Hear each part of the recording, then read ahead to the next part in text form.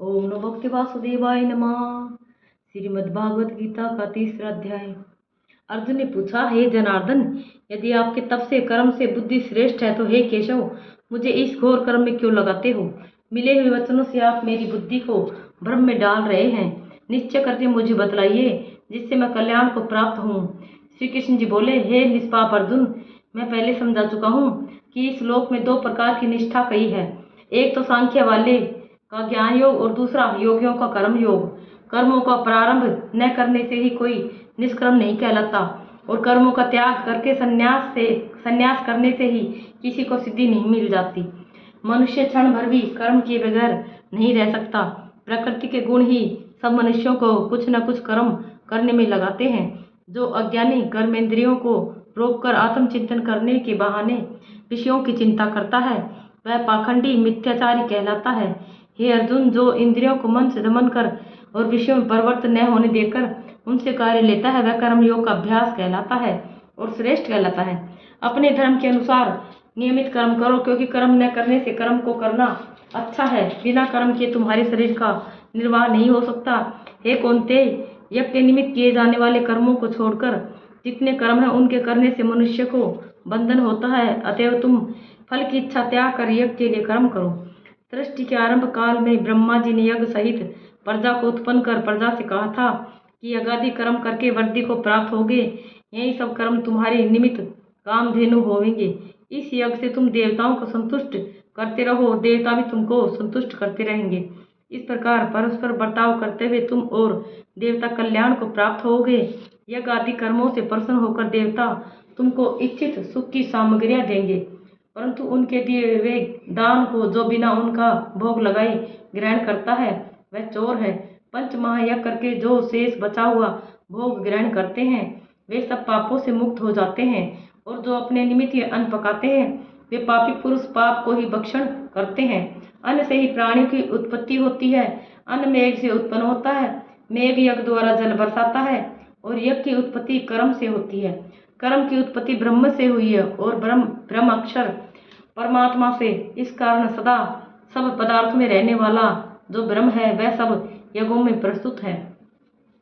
हे पार्थ, इस प्रकार चलाए हुए कर्म के चक्कर के अनुसार जो नहीं चलता वह पाप में है। जो पुरुष आत्मा में ही रत रहता है और आत्मानंद अनुभव से तृप्त रहता है, उसे कुछ भी कार्य शेष नहीं होता। वह कोई कर्म करे या ना करे, उसको कोई प्रयोजन अथवा लाभ नहीं है और किसी प्राणी से अपना लाभ कराने की भी उसे कोई आवश्यकता नहीं होती।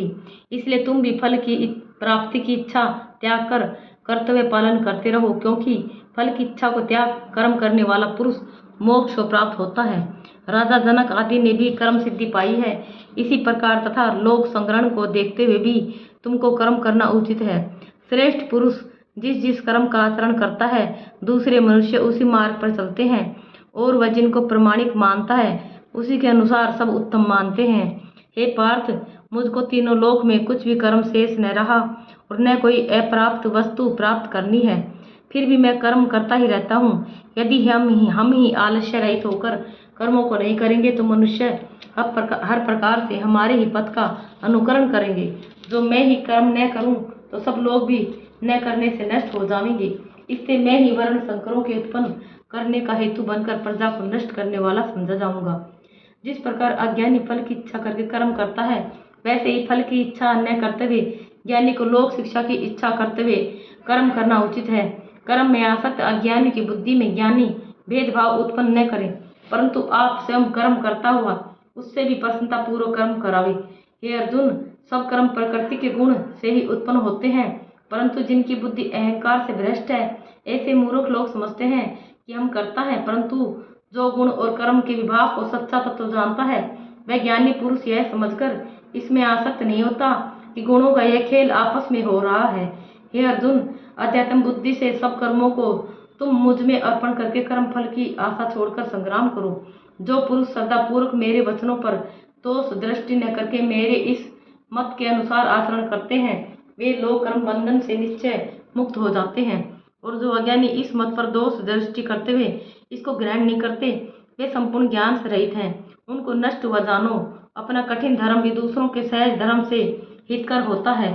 सब धर्म में मरना भी कल्याण कारक है, परंतु अन्य धर्म भयानक है। अर्जुन बोले, हे श्री कृष्ण, पुरुष को पाप करने की इच्छा न करते हुए भी कौन उसे बलात् पाप के मार्ग में प्रवृत्त करता है? श्री कृष्ण बोले, हे अर्जुन, रजोगुण से उत्पन्न होने वाला काम और क्रोध मनुष्य को पाप मार्ग में ले जाता है।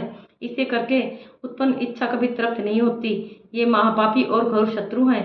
जैसे धुआं से अग्नि, धूल से दर्पण और झिल्ली से गर्म का बालक ढका रहता है, उसी प्रकार विषय की इच्छा से आत्मज्ञान ढका हुआ है। हे कुंती पुत्र, इस शत्रु काम को करके ज्ञानियों का ज्ञान आच्छादित हुआ है। इंद्रिय, मन और बुद्धि इस काम के आश्रय स्थान है। इनके सहारे विशेषता ज्ञान को आच्छादित करके जीव को मोहित कर लेता है। अतः तुम सर्वप्रथम इंद्रियों को वश में करके ज्ञान और विज्ञान को नष्ट करने वाले इस पापी काम को जीतो। कहते हैं कि इंद्रियां प्रबल है और इंद्रियों से प्रबल मन है। इस प्रकार जो बुद्धि से परे है, उस आत्मा को जानकर निश्चयात्मक बुद्धि द्वारा मन को निश्चल करके, हे महाबाहो, तुम उस दुर्धर शत्रु काम को जीत लो। इति श्रीमद्भागवत गीता शुभनिषदसु ब्रह्म विद्या योग शास्त्रे श्री कृष्ण अर्जुन संवादे आत्म कर्म योगो नाम तृतीयो अध्याय। तीसरे अध्याय का महात्म्य। नारायण जी बोले, हे लक्ष्मी, एक शूद्र अकेला ही वन में रहता था। अनर्थों से उसने बहुत सा द्रव्य इकट्ठा किया। किसी कारण से वह द्रव्य जाता रहा। अब वह शूद्र बहुत चिंतित रहने लगा। किसी से पूछता कि ऐसा कोई अंजन बताओ जिसे नेत्र में डालकर पृथ्वी का पदार्थ निकाल दूं। तब किसी ने कहा, मांस मदिरा खाया पिया कर। वह खोटा कर्म करने लगा। एक दिन धन की लालसा कर चोरी करने गया। रास्ते में चोरों ने मार दिया। तदंतर उसने प्रेत की योनि पाई। उस प्रेत योनि में उसे बड़ा दुख हुआ। एक वट के वृक्ष पर रात दिन चिल्लाया करता कि कोई ऐसा भी है जो मुझे इस अधम देह से छुड़ावे। कुछ समय बाद शूद्र की स्त्री से पुत्र जन्मा। जब उसका पुत्र बड़ा हुआ तो एक दिन अपनी माता से उसने पूछा, मेरा पिता क्या करता था और देहांत किस प्रकार हुआ है?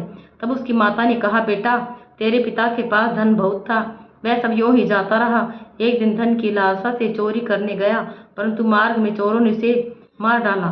तब उसने कहा, हे माता, उसकी गति कराई थी? तब माता ने कहा, नहीं। फिर कहा, हे माता, उसकी गति करानी चाहिए। यह कह वह पंडितों से पूछने लगा और प्रार्थना करी कि हे स्वामी, मेरा पिता एक दिशा में जाकर मृत्यु को प्राप्त हुआ है, उसका उद्धार किस प्रकार होगे? तब पंडितों ने कहा, तू गया जी जाकर उसकी गति करो, तब पितरों को उद्धार होगा। यह सुन माता की आज्ञा लेकर गया जी को गमन किया। प्रयागराज का दर्शन स्नान करके फिर आगे को चला। रास्ते में एक वृक्ष के नीचे बैठा। वहां उसको बड़ा भय हुआ। यह वही वृक्ष वहां था जहां उसका पिता प्रेत की योनि को प्राप्त हुआ था। उसी जगह में चोरों ने उसको मारा था। तब उस बालक ने अपना गुरु मंत्र पढ़ा। उसका एक वो और भी नियम था, वह एक अध्याय श्री गीता जी का भी नित्य पाठ किया करता था। उस दिन उसने श्री गीता जी के तीसरे अध्याय का पाठ उस वृक्ष तले बैठ कर किया। वह उसके पिता ने प्रेत की योनि में सुना।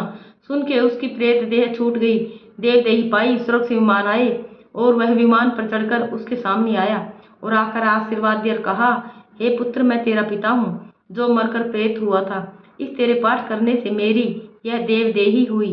अब मेरा उद्धार हुआ है। अब तू गया जी में अपनी खुशी से जा। इतना सुनकर पुत्र ने कहा, हे पिताजी, कुछ और आज्ञा करो तो जो मैं आपकी सेवा करूं। तब उस देवदेही ने कहा, देख, मेरी 7 पीढ़ियां पितर नरक में पड़ी हैं, बड़े दुखी हैं। अब तू श्री गीता जी के तीसरे अध्याय का पाठ करके उनको इस दुख से मुक्ति प्रदान कर। इतना वचन कहकर वह देवदेही स्वर्ग को गई। तब बालक ने वहां तीसरे अध्याय का पाठ किया और सब पितरों को पुण्य देकर वैकुंठगामी किया।